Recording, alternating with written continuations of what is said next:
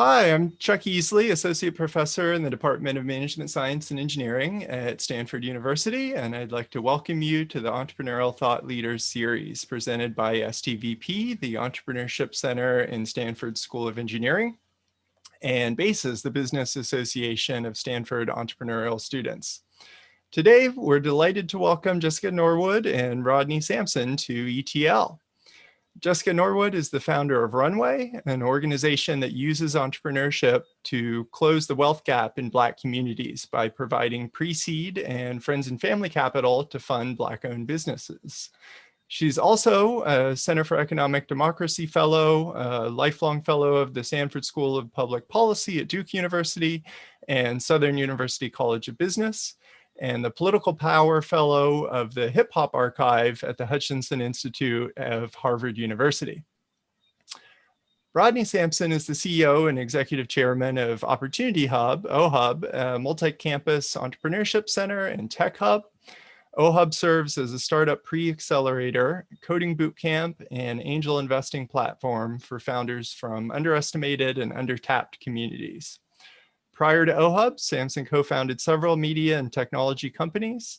He's also a non-resident senior fellow at the Metropolitan Policy Program at the Brookings Institution and a venture partner at Draper Goren Home and a professor of entrepreneurship at Morehouse College. So welcome, Jessica and Rodney. Thank you. Thank you. Good to be here.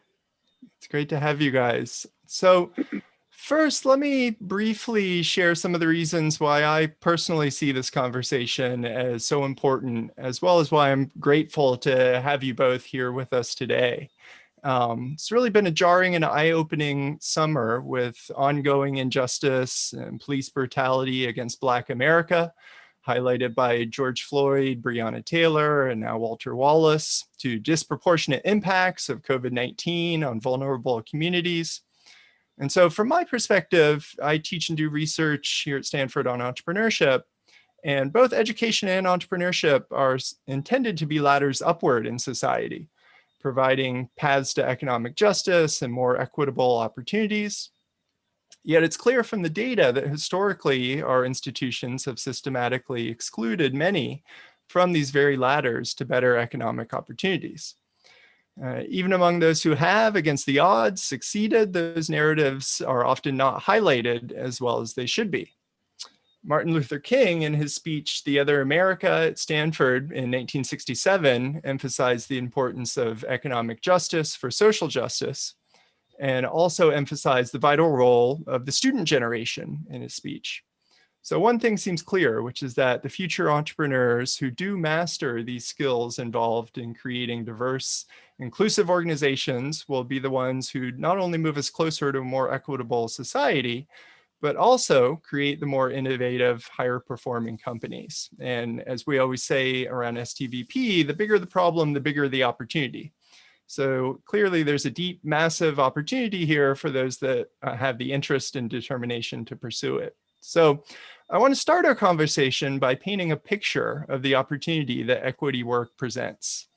So please help us to understand the opportunity that diversity, equity, and inclusion work present for entrepreneurs, innovators, and investors. And Jessica, let's start with you and the work that the team at RUNWAY are doing. What's the problem you're working to address, and what do you see as the opportunity? Yeah, thank you so much, Professor. And hello, everybody out in Stanford land. I'm very excited to be talking to you. So let me calibrate this question a little bit right now with something that I've been thinking a lot about. And I want to say this, and then I want to invite you to do what I do after I say it and take a deep breath, because the world is not going back to the way that it was before. And this is where you take the deep breath.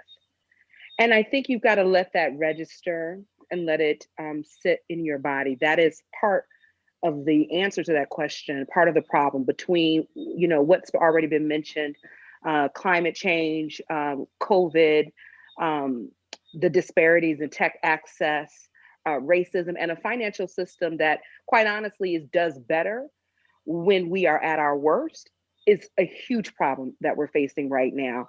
60% of Black businesses have closed due to COVID. And the Federal Reserve flat out said in its report that the reason that those businesses closed was because of systemic racism inside of the financial institutions. And so I see that as a huge problem to be solved, that those businesses could have stayed open had they been given opportunity all along the way. And it doesn't have to be like that. That's the exciting part. The exciting part is that with entrepreneurs such as the ones assembled here, we have a chance to really push for another conversation. And I think that opportunity really looks like reimagining right now. The idea that you reimagine every single thing that is out there. This is the time where we are in that moment where you've read about it in history books, where these great innovations and these great moments happen, and you wonder, who were those folks who did that? And I think it's the folks right here, right now, listening to the Zoom that would be a part of that opportunity. Awesome. And Rodney, OHUB complements this work that Runway does in many ways. What's the problem you're working to address, and what's the opportunity that you see? Well, first and foremost, I'm excited to be here with my colleague Jessica, and definitely thank you to you, Chuck, and just the entire team at Stanford, and to the students as well who are learning in Zoom land or whatever land you're learning in. I want to salute you for still taking your education serious during these particular times. You know, I'll frame my answer this way. As an early outlier in the tech startup and venture ecosystem, I had success, and ultimately, probably knowing it, but without knowing it, actually became a part of the problem. And I think as entrepreneurs, we talk a lot about the companies and the ideas, but we don't do enough to really truly understand the problems that we're actually solving. And to solve, to become obsessive about a problem, you have to, definitely understand the problem. So I like to sort of lay a foundation here, around the problem. I'm from Atlanta. I live in Atlanta proper today. We are number one in income inequality in the world. And this didn't just happen this year. We've been trending with this unfortunate statistic for several years now. When we peel back the data, what we saw changing in our macro metropolitan area was that there was an influx of high growth technology companies moving into Atlanta, particularly with the slowing down of our real estate industry because of the last economic downturn. We saw a lot of resources being shifted into our innovation economy. Atlanta being home to 26 Fortune 100 companies also ramped up their investments in corporate innovation, in venture, et cetera. So it's like, oh my God, all of these buildings are going up, all of these innovation labs, research institutions are expanding, nice, shiny, new buildings, bikes, scooters, the like, everywhere, right? Everything is awesome, right? But actually, for a lot of Atlantans, native Atlantans who happen to be Black, things weren't evolving and changing. And so that income equality gap was growing because the density of innovation was displacing the native citizens out of the inner city. So now when you hear inner city in a major city, it's not urban or Black anymore, it's inner city specifically because of geography. And that's because Black people have been regentrified out of most inner cities and major cities around America. So I'm taking the time to actually clearly define part of the problem. Northwestern University released a study maybe 3 years ago now, it's on City Lab's website, where there's a direct correlation between innovation density and income segregation. Now, innovation density was defined by the number of patents filed in said metro and the commercialization and the venture capital invested in said metro. Now, you being in San Francisco, proximate to Silicon Valley, are thinking like, wait a minute, this story sounds familiar, right? You know, tech companies popping up everywhere, density of venture capital in the city, yet there's so much poverty, there's so much drugs, etc.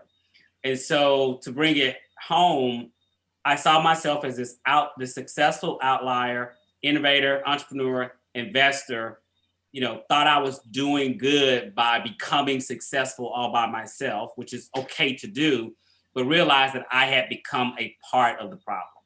And so to respond to the problem that I was creating as an investor, as a member of the startup ecosystem, it was important for me to do something about it. So OHUB is the solution to myself, but myself is just an archetype of the density of innovation, edge technology, and venture capital that's fueling 60% of net new jobs in this country. So I'll go into deeper what OHUB does maybe later, but I wanted to start us off by clearly, like Jessica clearly defined the problem she was working on inside of the capital markets with the loss of 41% of Black businesses. There's another problem that we're working on related to creating equity, racial equity inside of the technology startup and venture ecosystem particularly. Great. Well, we're definitely going to circle back to a lot of these topics that you guys have touched on. And, you know, Rodney was bringing up the bigger picture context of inequality. And Jessica, really liked what you had to say about kind of this being an opportunity to reimagine a lot of the systems and innovations right now. And so I want to start with those kind of big picture systemic issues. And a lot of what we try to train entrepreneurs and innovators to do is around practicing a mindset of opportunity and not fearing failure. So I wonder if we can peel back those concepts a bit and think about how they connect to systemic racism and to institutional barriers. And so, you know, I'll come back to Jessica. Let's talk about the financial context in which many entrepreneurs of color are building ventures.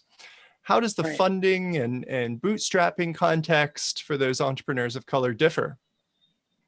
Yeah, you know, I think when I'm starting off and I'm talking about systemic racism inside of these financial markets as this baseline of what we're up against. And I want to start in a really where RUNWAY, where I work, I start in a really discreet, very early part of the story. And there's a particular reason why I do that. There is $60 billion a year that's spent on friends and family money. And, you know, you've probably all heard the term friends and family. It is when people tell you you have a fantastic idea, but you should borrow money from your friends and your family. And, you know, on average, that number is about $30,000 of gift or investment that folks receive when they're getting started. But when you look at the racial wealth gap, when you look at that number, you realize really quickly that Black folks are not going to have friends and family that can put that kind of money into their businesses. So this is the beginning of the entrepreneurship journey that I want to lay out for everyone. Right at the very beginning, you're already facing systemic racism and discrimination, right at the very beginning. And so when we look at this, and what I really like about how you talk about this, Professor Eesley, is this piece around mindset of opportunity and not fearing failure. So what happens when you don't have that $30,000 to get going, and you can't go to a bank or friends or family or anybody, because those loans at the beginning are deemed too risky, right? And so what happens is that this mindset of opportunity for a Black entrepreneur, they're going to always be perpetually living inside of a fear because they can't afford to fail. There is no backup. There is no other money. There is nobody coming. And what they're having to do is take a little money from their regular, their main income, or they're having to, move money from here or there, perpetually in this startup mode. Sometimes even 5 years still on this whole startup thing. And then the innovation moves forward, or somebody else gets a wind of that idea and pushes forward. And because they didn't have the capitalization, those ideas don't ever leave the back of that napkin. And what I like to talk about inside of this, and the reason why Runway and why I start off with friends and family, is because, as I mentioned earlier about reimagining, and this is a word that I'm going to keep saying a lot of, about reimagining, because what I was looking for was an opportunity for people to reimagine what it was like to really be friends and family. What would it look like if the system responded in a way where it gave and made investments as friends and family? And what I call the money that we put out is I believe in you money. Because what's lost inside of this is that place where people actually look at Black and brown entrepreneurs and see them as innovators, see them as creators, see them as worthy and needed in solving the problems that are impacting their communities. So the startup part, the sort of bootstrapping, it impacts the psyche, it impacts the actual business itself, because a lot of this, what we're saying is, we don't really find what you have to be credible. We don't think you're worthy. We don't think you're valuable when we don't put those early kinds of resources in. Right. And I watched the other day, I recommend anyone to check it out, the video of one of the first entrepreneurs that Runway funded, and just hearing her exclamation of joy at finding out the news. You can really see how much this means to people to be believed in that way. Rodney, much of your work is about creating pathways to opportunity. Tell us more about that, and how does your work situate aspiring Black entrepreneurs in closer proximity to opportunities?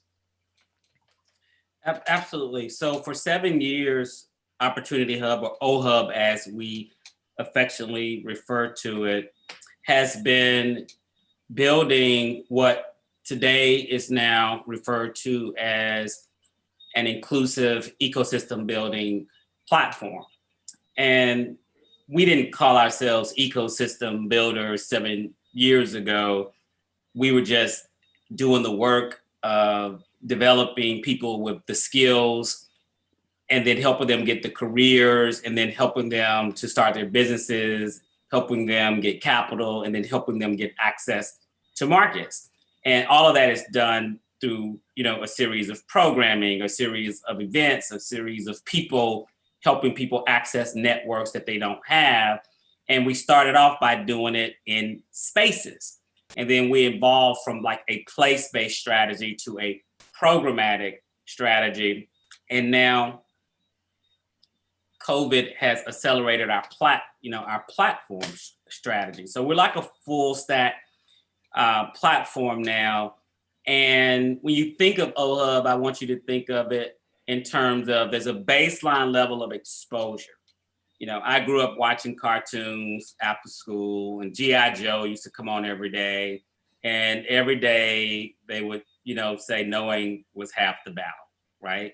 So exposure to information like this, classes and career pathways like you all are privileged to be getting as you pursue your undergraduate or graduate studies at Stanford.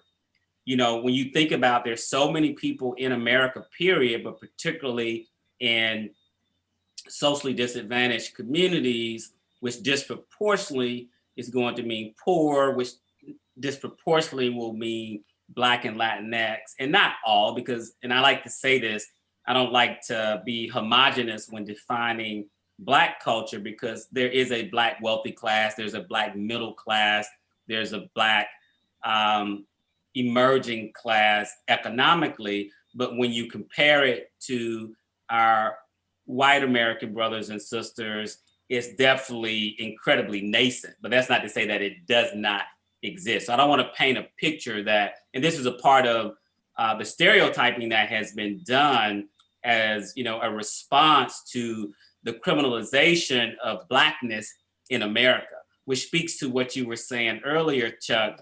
And Jessica, you were alluding to this as well. I said this one time at the Securities and Exchange Commission, I hashtagged it. I said, failure is not fraud. Failure is not fraud.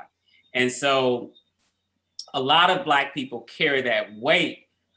We are seeing it playing out in terms of the criminal justice system and police brutality. But if you take the same intent that the officer had with George Floyd, or the officer had with Michael Brown, or George Zimmerman, that intent that he had with Trayvon Martin, if you could productize that intent and then apply that inside of every American institution to the point that you don't even have to perceive of yourself as an individual discriminatory person or racist person, the system has been codified to the point that if we just allow the system to operate as is, it will criminalize Black people, non-white people, non-Americans, i.e. immigrants, or non-heterosexual, cisgender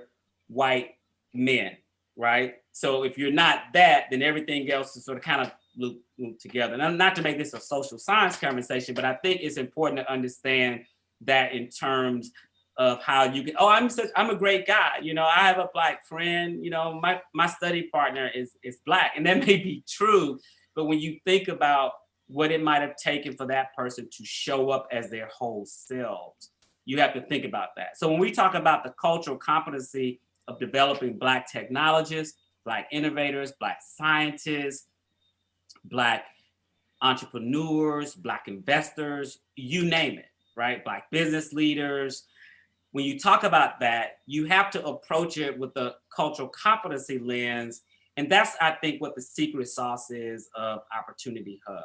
We're able to teach people and help them understand and help them to build their confidence inside of a majority white space, that their unfair advantage is their ability to survive, not just survive, but to thrive in survival mode.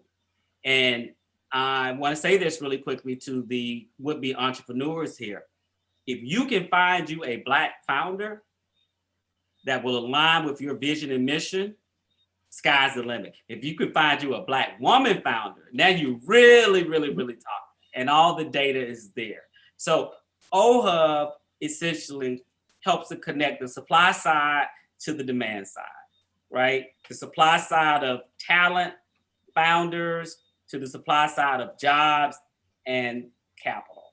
And that's the easiest way I think I can explain what OHUB does without also being as philosophical as I might have just been. No, that was great. So both of you mentioned COVID-19, and I want to pick up on that thread in the conversation, and how the pandemic has disrupted the current environment. So you've got businesses shutting down, you've got migration of people to different parts of the US, you've got pressure on relationships with investors, employees, consumers, huge challenges to fostering connection and communities.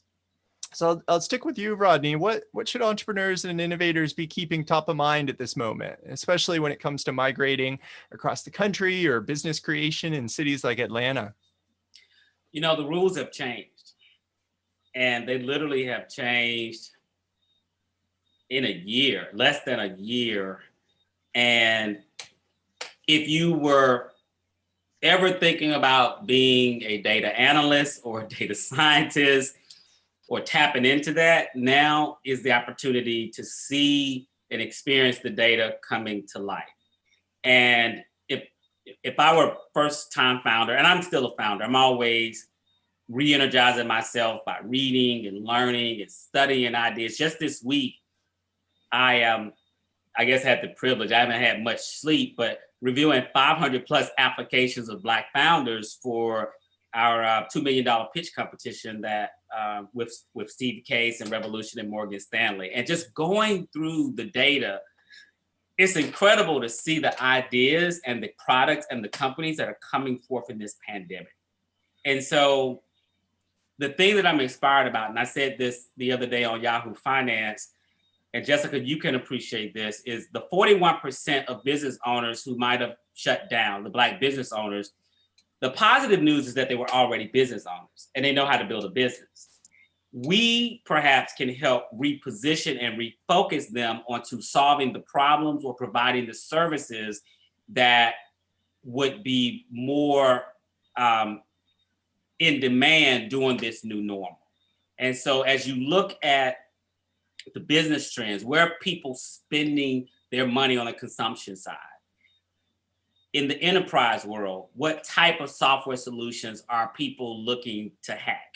You know, if you juxtapose climate change to the political environment and to the racial, reckoning that's going on, plus the coronavirus, you got 4 sectors that if you found a problem in that sector and you solved it at scale, you would create a successful business and hopefully multi-generational wealth for yourself. One last point, when you talk about the redistribution of talent, we've been saying this for a while, that there would be something that would happen that would cause a redistribution from the coast back inland. And I think what this pandemic is doing, it's sending people from San Francisco, from New York, from these density centers where you can't spread out and where it's perhaps easier to get COVID-19. If you're spread out a little bit more, it might be a little better to navigate. And so you're seeing folks leave these density areas and redistribute themselves back into the middle of the country and into the South. And I think it's a great thing if those cities would reposition themselves to reinvest in the talent that's there to get ready for those companies that may be moving there and may be hiring. And so I see it as a huge opportunity.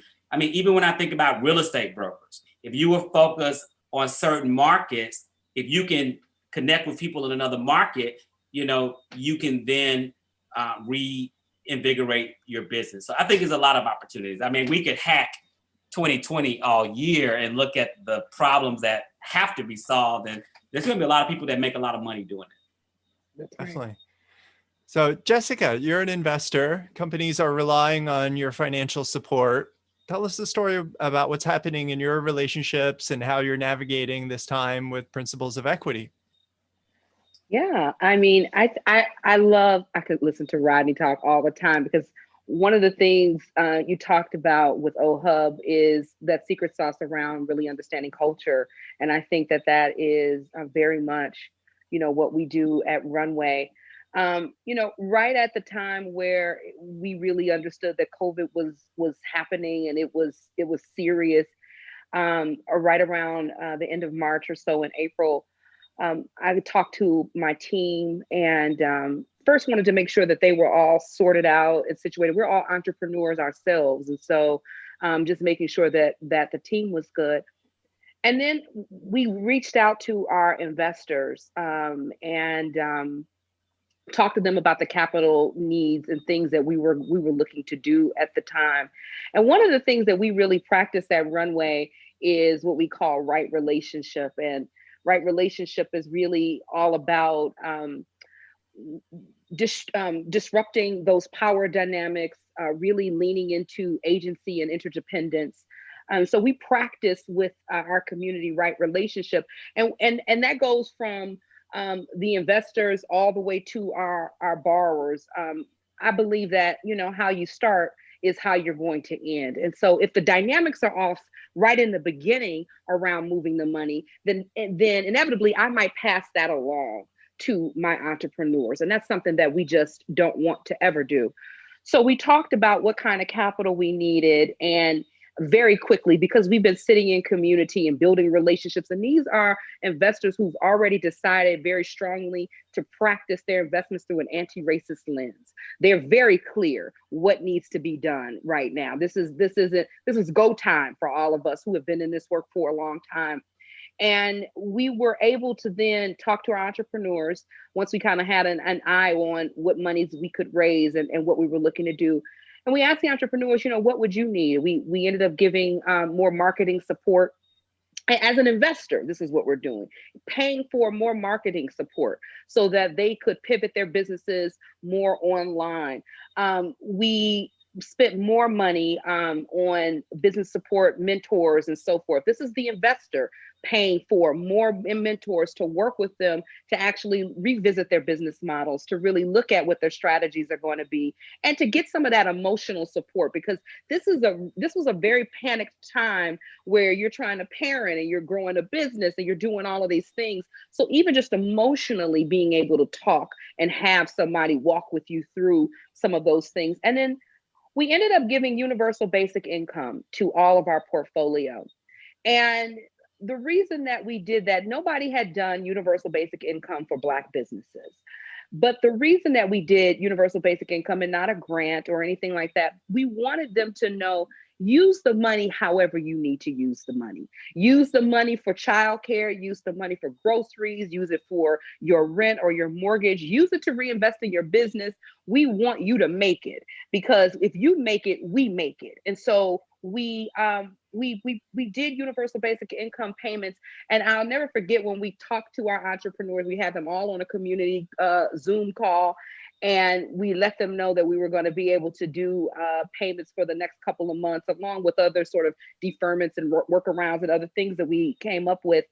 And we all had the ugly cry. Like, we had to go off camera for a second and just cry and then come back on. And one of the entrepreneurs said, and I'll never forget this because it just kind of just dropped into my body in such a way, said, "You've done more for me and my community and my business than the federal government has."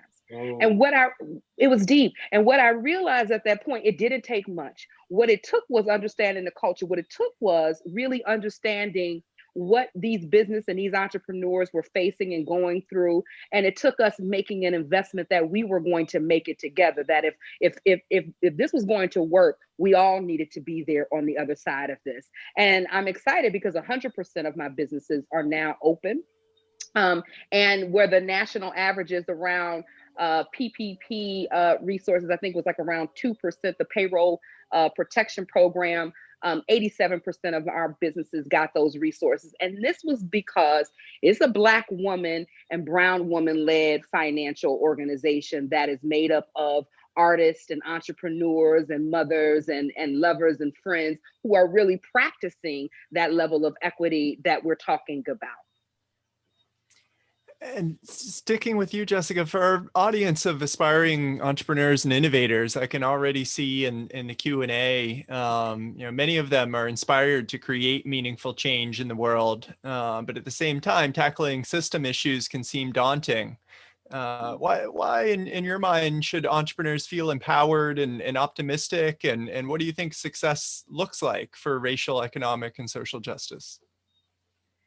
Oh, such a good question. I think this is an incredible time, and Rodney touched on a lot of those issues that, when we look at, if we just mapped out 2020 and really looked at all of the intersecting points and some of the issues, we could find many opportunities to solve for the most pressing needs. Particularly right now, we have a system that has left us in a place where we're not able to really be with and care for our loved ones. We're hungry, we're throwing away food, we want housing, and houses sit empty inside of portfolios. There's a lot of inequity happening right now that needs creative people to solve. And so I think the times are wonderful. I think this is the time where we get to really lean into this reimagination around what would it look like if this financial system really loved Black and brown people? What would it do? What would be the outcomes of that? And I think of the sort of in big picture of all of these things, like what would it be? I think we would be moving to borrow your word again, Professor, opportunity. We'd be moving into an opportunity and abundance framework in the way that we built, instead of a fear and a scarcity model when we build. And I think that I know that there is there is generational wealth to be had by actually thinking and moving more inside of the framework of abundance and opportunity. And that's what it would look like in the end. We would be healed, we would be healing, we would be rested, we would feel, and particularly for Black businesses and Black entrepreneurs, they would feel finally comfortable enough to stand inside of joy. And this is a big deal because we haven't always had the luxury to not be pushing and running and doing, but to be able to sit for a moment and actually feel a joy and lean into it. That to me would be the outcome of what happens once we create this new thing. Right. So I want to get to Q&A from the students. And so please feel free to put your questions in, upvote other questions. But before we turn to the Q&A, let me go back to Rodney. In your view, if our audience members take one message away from this talk, what do you want them to understand? I want them to understand that despite the environment we're in, it may seem hopeless. It may seem that there's despair, and I'm talking as a Black man in America, that when I was coming along, we were suggested to be an endangered species and that we wouldn't live to 27. And I'm now here at 47. So if I can maintain optimism despite of any tweet, any post, any news, anything that I might hear, then I know that you can do it, as well. This is an entrepreneurship class. That means your mindset should be entrepreneurial. And so I want to encourage you to be a different type of entrepreneur and to really think about everything through an anti-racist lens, a lens of racial equity. Nothing in America that has been achieved as it relates to the emancipation of chattel slaves, to demolition of Jim Crow, to unfair housing, unjust education, and now access to economic opportunity has been done in this country without white allies. And those of us who live long enough, I'm part of the FUBU tribe too, for us, by us. I grew up in Black Atlanta. Everything I saw that was inspiration to me growing up in Atlanta was Black. And when I got to Tulane as an undergraduate, it was a culture shock to then have to learn how to vibe with my Jewish brothers and sisters and with my Latinx brothers and sisters, my white brothers and sisters. But I grew up in Atlanta seeing Black excellence. And I saw you all use that hashtag. And what I want to encourage you all to do is, since you're at this age where you are pre-career, many of you in your respective lives, is to become that ally. Now that means you're going to have to do some work. It's okay to read all the books, read all the articles. That's a part of the work, but actually being uncomfortable to exist in Black spaces, bring value, listen, never see yourself with a savior complex, come to learn and understand that we are here to build, and we might as well be building together. And so that's the message I really want to send home, particularly to the students. We can talk technical shop all day. Maybe we'll get into some of that in the Q&A. I love doing that. But I want to see you all as the future allies. I want to see you on cap tables. I want to see you as technical co-founders. I want to see you as advisors. I want to see you making introductions. And what I want you to do is make sure that you become colleagues and associates with your Black and brown students on campus. All right? You on the path to being woke now, so you're gonna have to like embrace it and be responsible for this conversation we're having today. Awesome, awesome. So Rodney has foreshadowed the student question that I wanted to pick up on as well. So maybe I'll turn to Jessica to give her take on this one. The question that came in from the students was, what's the best way for non-Black populations to position ourselves as an ally to Black businesses outside of simple consumerism? Yeah, as usual, Rodney is on point. I really think that when I talk about this idea of reimagining, so the invitation is, if you want to get into this allyship or you want to get into a relationship where you're really working, you're really about that, you woke, you past woke, you are activated at this point. You are reimagining everything. You are moving from a place of an anti-racist lens inside of your analysis of everything, from your consumptive behavior to your investment behavior, to where you bank, to where you shop, every possible thing you can think of. You should be analyzing and thinking through those things with an anti-racist lens. The reason you do this is because I want you to build up the habit. I want you to get into practicing. I want this to become so second nature that you breathe in and you breathe out and you're instantly already in the flow, already in the conversation. So that's the first thing is, if you're not currently studying with someone inside of this, in an anti-racist frame, find some credible folks to work with. The other thing you're going to need is you're going to need community. You need community because you need accountability. So you're out here thinking differently and moving with this anti-racist lens. I want to see you be with other folks who are doing the same thing, because accountability is made and community is built when we all start moving together, when we're doing this interdependence thing, where we're realizing that your success is my success and so forth. So that requires community. I think this idea that entrepreneurship is something that you're going to go off and do on your own and then voila, bring it back, isn't going to work in this context. It is going to have to be something that, yes, you look at the data and you make sure that supports, but you are going to have to deeply rely on your conversation, your community, and your relationships to pull a lot of these things off.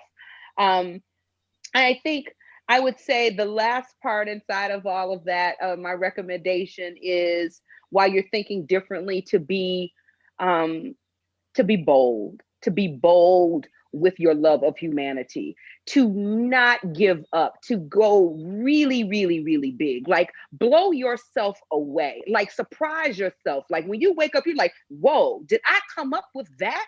Give yourself that level of spaciousness right now. Be incredibly bold with your love for humanity and think really deeply about what kinds of conditions really make a whole and healthy and loving community of folks. That's where I would go. I would spend time in that place. I'd spend time, as much time as we think about what X return is going to be, or what evaluation, or what, or what other metrics and things. Spend more time right now really thinking about the boldest way that you can show your love for humanity. Awesome.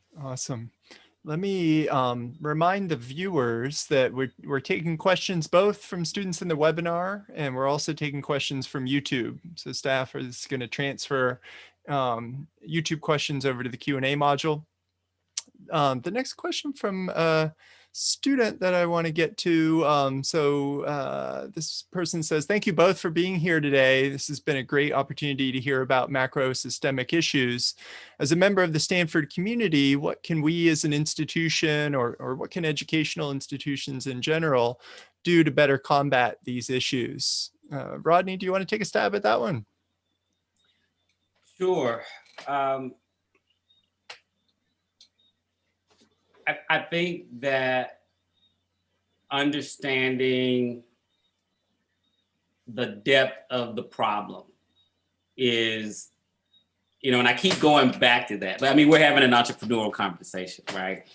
And I think, when you see a problem that has so much depth to it, and the response is normally performative, and you can't understand why there's, a retroactive response that may seem negative, it is because you don't understand or haven't taken the time to understand the depth of the problem at hand. And you could pick one, whether it is police brutality or the criminal justice system. And when you start to look at the data and you understand that private prisons and public prisons use 3rd and 4th grade reading levels to determine how many prison beds they will need in the future. In terms of like developing a pro forma, think about it. There's someone right now that has developed a P&L based upon 3rd and 4th graders not being able to read. That is their unit economics. And you think about the history of police patrols in America and how police patrols were created to round up and take slaves back to the plantation that had escaped, and how those police patrols became deputized after the emancipation of the Southern slaves and throughout Jim Crow. And so when you look at the evolution of an institution and the culture of that said institution, then you see that this is a much bigger problem than what's being said. So when people react to it, it's like millions of people around America were protesting because of George Floyd. And they're like, it's just one guy. And it's like, no, it's 8 minutes and 40 some odd seconds that is representative of 400 years of police brutality. And then you get some folks who say, well, what about, black on black crime? First of all, there's no such thing as black on black crime. Most crime statistically is proximate, right? Most folks who are committing crimes are lazy. They just, it's like we live in the same community. It's a myth that a lot of people leave a community, go to another community, and that's where most crime happens. Crime happens internally. So just like it happens in the Black community, it happens in the white community. It happens in communities where people live. But if you only look at it from a performative or a surface level basis, you're always going to have a response, whether it is your rhetoric, whether it is your protest. And that's why we saw a lot of tech companies, a lot of institutions hashtagging Black Lives Matter. And a lot of folks like Jessica and I were offended by it because we're like, if all you can do is come up with a hashtag and say, at this company, we believe in yada, da, da, da, da, da, and we're thinking about what we can do next, where you got all of these subject matter experts that can literally tell you how to create racial equity today in your organization that will yield a greater economic output for said organization. We're sitting back like, really though? For real? Seriously? And so to summarize that, I would say that don't just look at anything or a problem. Do your customer discovery on solving those problems and do your own work. And if someone else does your work, you're going to have to figure out how to pay them or compensate them or bring value to them. Even if you're on campus and you want to become anti-racist and you want to become an ally, you showing up, buying me a beer and asking me a ton of questions is labor on my behalf. We've got to figure out how to make it reciprocal in that.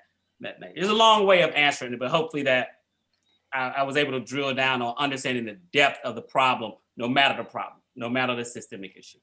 Definitely. So, we've touched on so many big issues and so many big topics here from the opportunities out there to the impact of COVID-19, to a lot of these systemic issues with our institutions. We could go on for a long time here, but unfortunately we've run out of time. So I just want to end by saying thank you so much, Jessica and Rodney. This is a really amazing discussion, and I know you've sparked a lot of inspiration and a lot of thoughts out there. So I really appreciate your time. Thank you very much. Thank you so much. Thank you. And to our audience, thank you for joining the Entrepreneurial Thought Leaders